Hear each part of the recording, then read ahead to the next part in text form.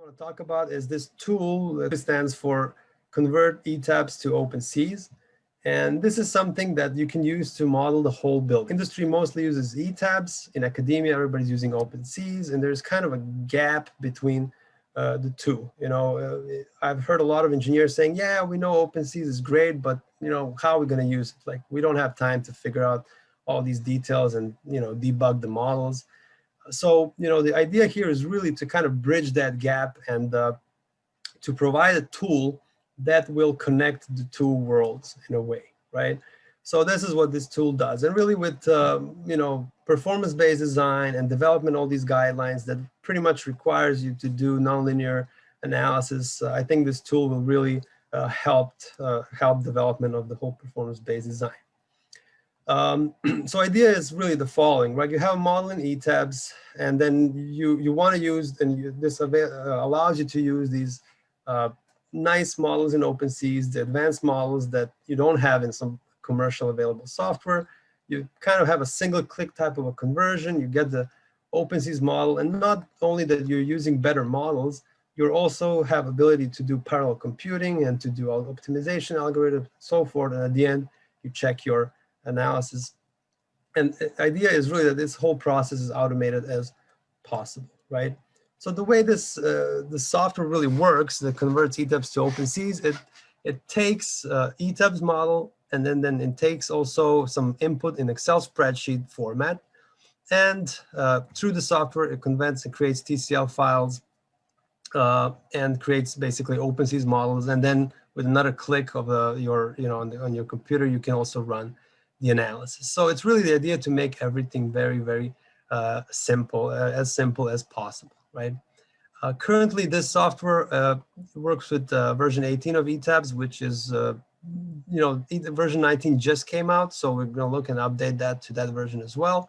And it uses basic information from ETABS, such as nodes, coordinates, masses, loads, and so forth, element connectivity, and some of the sectional properties. And then on top of that, so here's, for example, what ETABS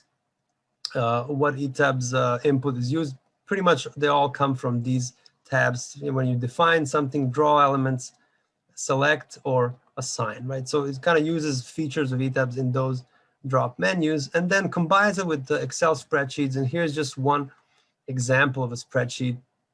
For example, how you define a material model for steel, right?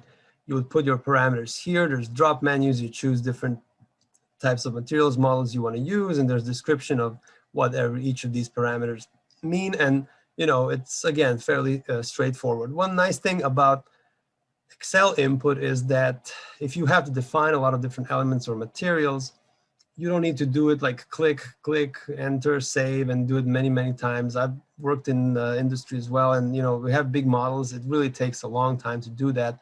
It's much faster if you just put all the numbers in a spreadsheet and then you define many different elements that way. And another nice thing is you can use all functionalities of Excel, so you can type in some formulas, calculate things within Excel, and so forth, right? So it really connects ETABS through Excel and then creates the OpenSees models. Now, in terms of what type of functionality it has, it really has a lot. I've been trying to implement everything that I thought it would be useful to modeling buildings, because that's what I primarily do, but it can really be done, used for expanded even more. So here you can see a large list of different materials that currently are implemented. I'm not going to read each single one of them. So those are different materials models, ranging from elastic, nonlinear, uniaxial to different plane stress materials and stuff like that. In terms of different elements, we have line elements, elastic frame elements. We have beam with hinges, fiber-based elements. In terms of the elastic elements, they're basically defined in ETABS, so it takes all the properties from ETABS elastic elements. We have nonlinear fiber sections. We have area elements, these wall elements, 3D wall elements that I just talked about. Another shell elements for elastic modeling of shell, or modeling with the layered shell elements. And it has support springs, nonlinear hinges, slider elements for modeling base isolation, and so forth. So there's a lot of different things really you can do with this very simple tool, as you will see in a couple of minutes. In terms of loading, It takes all the loading from ETABS. You define different loading patterns, and then when you apply loading, you can apply joint forces, frame loads, or shell or area loads. All these things are converted automatically into OpenSees. In terms of masses, similarly, it uses the mass source, whatever mass source you define in ETABS, or you can also add additional nodal mass there. So it takes all that as well. In terms of the other miscellaneous commands, there's recorders, all sorts of recorders for every element that exists is implemented there.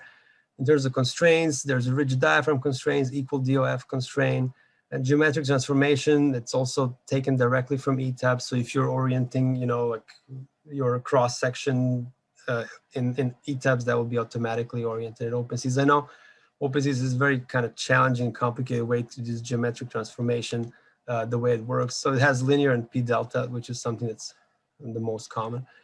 And you can do different types of analysis. You can do static analysis. You can apply gravity load, displacement control, so pushover, for example, or force controlled pushover.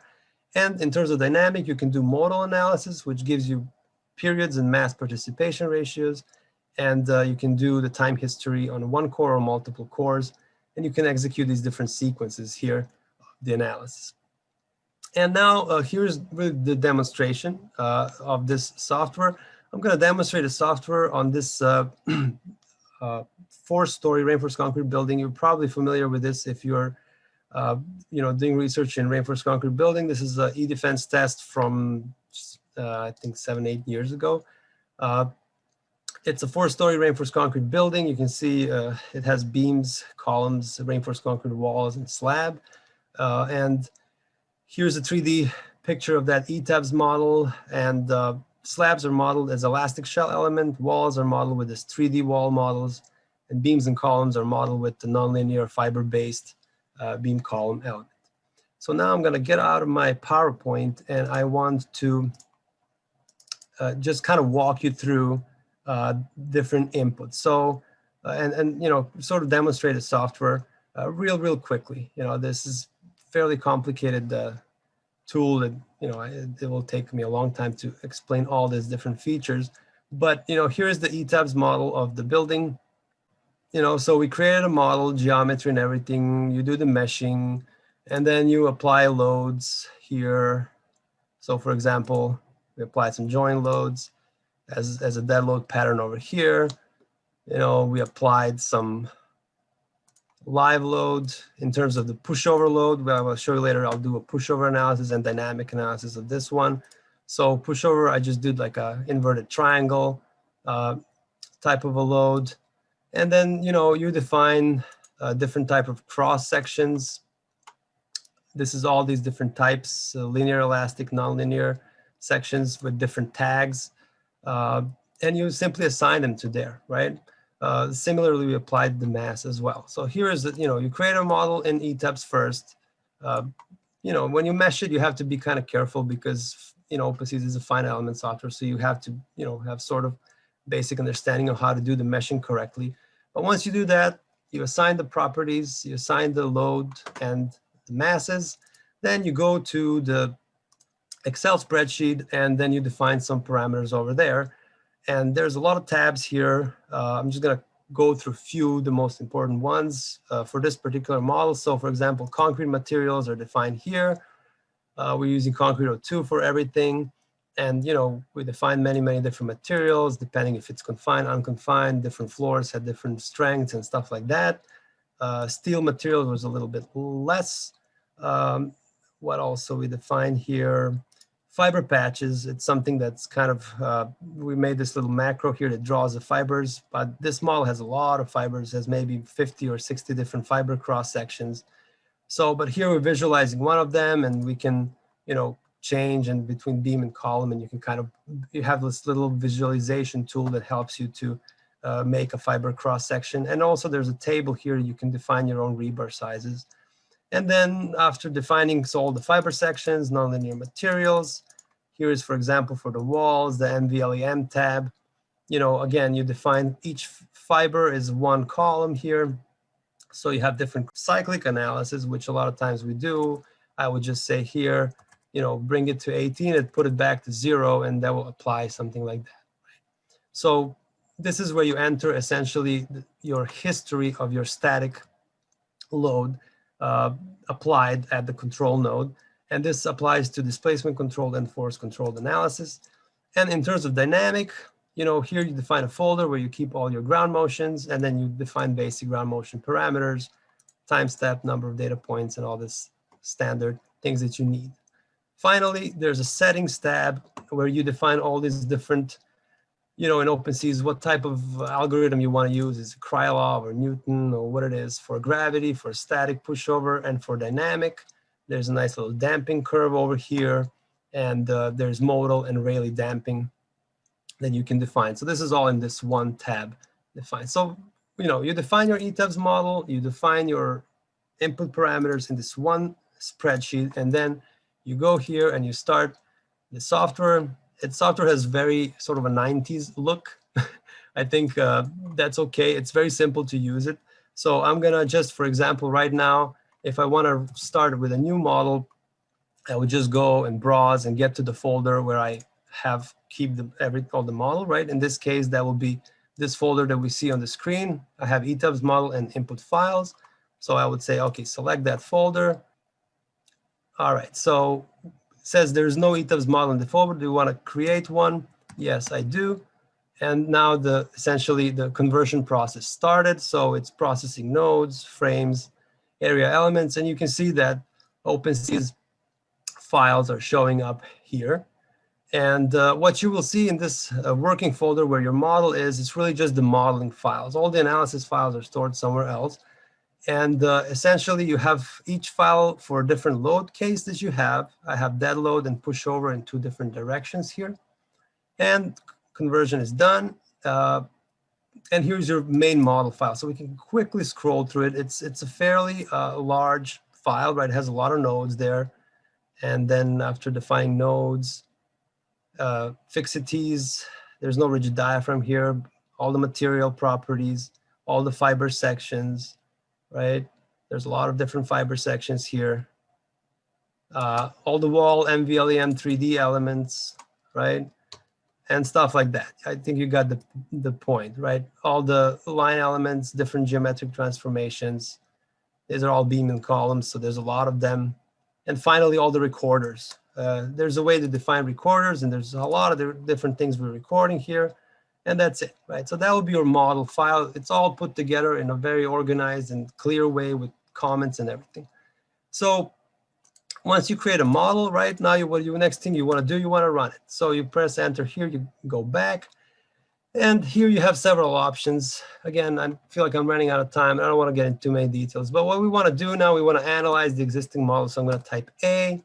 I want to run, for example, let's first just demonstrate the displacement controlled analysis. I'm going to press 2. Give a name to output folder. I'm going to say push test for the pushover. Select what's your gravity load pattern, is the dead load pattern. What's your horizontal loading pattern? That's your push X. Do you want to run it? Yes, sir. And then do you want to visualize the model? Okay, let's try to do that as well. I do want to see the model as it's running. And here's the model, right? You can see all the wall elements, everything. This is OpenSees visualization, so it's not fancy, but it's kind of good enough to see that everything is connected correctly and building looks like it should. And you can see even the MVLEM models actually show each fiber of that model, so it's pretty sort of detailed. And you can see that now we're doing the pushover, so we're pushing the building in one direction, right? And on top of that, here is the push test folder that we just defined, has all these different results saved in it. And that's how you would do the pushover. So I'm gonna interrupt this now because we don't wanna wait until it's done. And let's demonstrate one more thing, which is dynamic analysis. Here's all my earthquake data, right? You just put accelerations in one vector, right? That's acceleration history. And so now I open it again. It says, you're still in this working folder where you were. There's an OpenSees model there. Okay, great. What what I want to do now. I want to analyze the existing model with different type of analysis.